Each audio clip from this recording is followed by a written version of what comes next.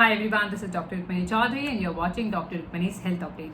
My today's topic is about Hydrosalpinx. So in today's video, I'll be talking everything about Hydrosalpinx, like why you have this condition and what causes, is there any complication of Hydrosalpinx, sign or symptoms, a diagnosis part, best effective homeopathy medicine, natural treatment, surgical, cover up everything about this.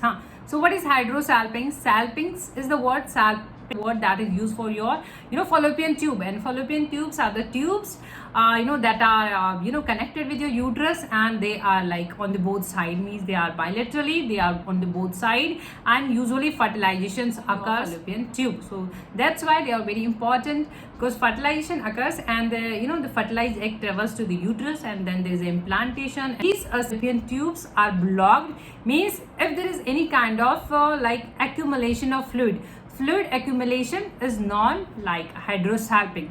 So this is a kind of abnormal fluid collection in like distant part of fallopian tube, mean these are far from the uterus or these are close to the ovary part. These are called like fimbria. These are like finger-like projections, usually the distant part of the fallopian tube, and they are basically for the receiving of the egg that is released from the ovary. So finger-like projections are meant to receive the egg and further travels to the fallopian tube and then to the uterus. This is how it goes.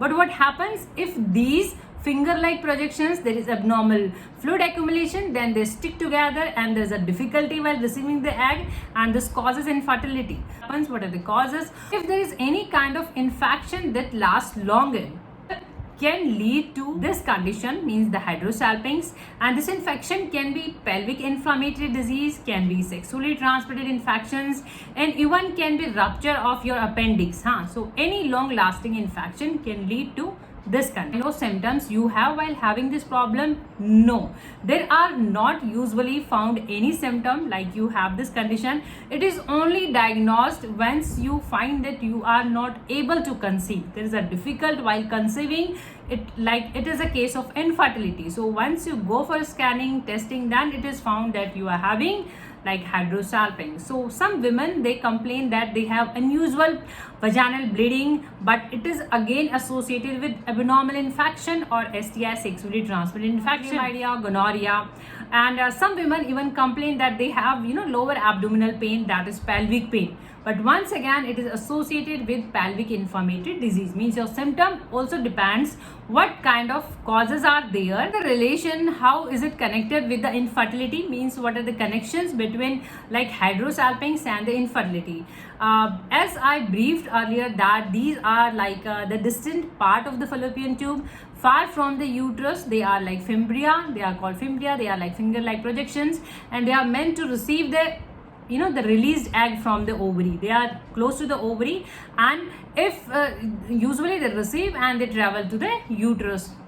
This is how it goes on. But what happens in the Hydrosalpinx, there is abnormal fluid collection, so they stick together and they are not able to receive the egg, and that's how there is no receiving of the egg, and obviously there will be no fertilization, there will be no pregnancy, so there is infertility.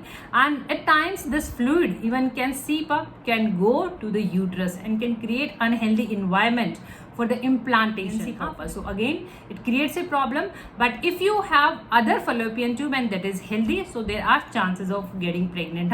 You can even conceive if you are having your other tube open and it is healthy. Diagnosis and how we diagnose this condition.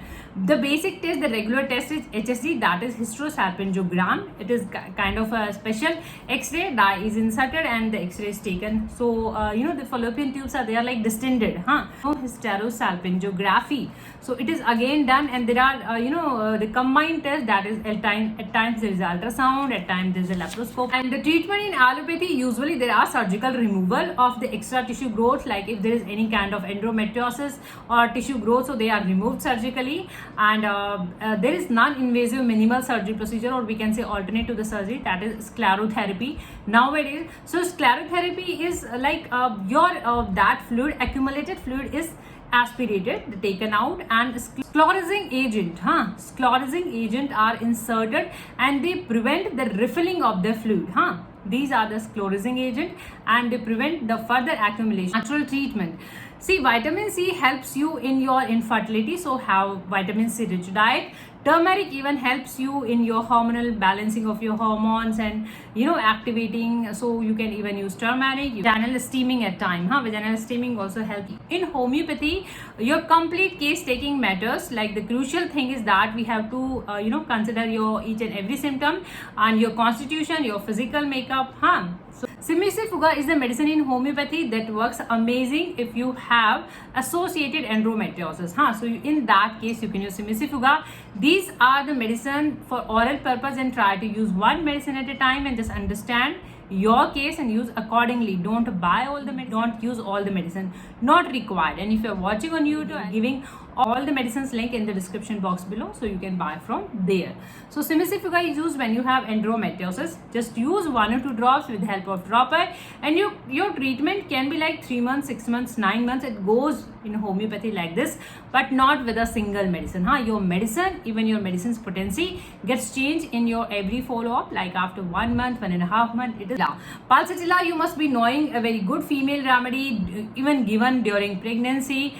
Pulsatillas, female, like they are gentle, weeping disposition, they are, they love company, and they feel better while consolation. The symptoms of the pulsatilla. And if it is after inflammation, means if there is any kind of inflammation, so post-inflammation, due to potency, 1 or 2 drops twice or thrice before having Platinum Med. Platinum Med is given in dyspareunia cases, means painful relationships. Like the female genitalia, they are very sensitive and high libido. This is high libido and dyspareunia. So these lachesis is given in left side blocked fallopian tube, like lachesis. If it is left side, you must be knowing thiocyanamine for its dissolving property for any scar tissue. So if there is any scar tissue, extra growth, scarring, any adhesions, so in these cases thiocyanamine works amazing. So you can use these. This is in the tablet form. You can use even that dilution works equally effective. And the company, see, these are the medicine. You can even find the minimum, the less quantity, the color, different color. So just focus on the medicine name and just go with the medicine. This is Euphorinum. If you have any kind of hormonal problem, so you can use this medicine. The female fertility cases, if you are having infertility issues, so there are other medicine obviously on the patient's complete history. So hopefully this video can give you some amount of help. If you find this video knowledgeable, informative, please like, share and subscribe my channel. Press the bell icon to get notified. Keep watching, keep supporting. Thank you for your time. Thank you for watching. Thank you so much.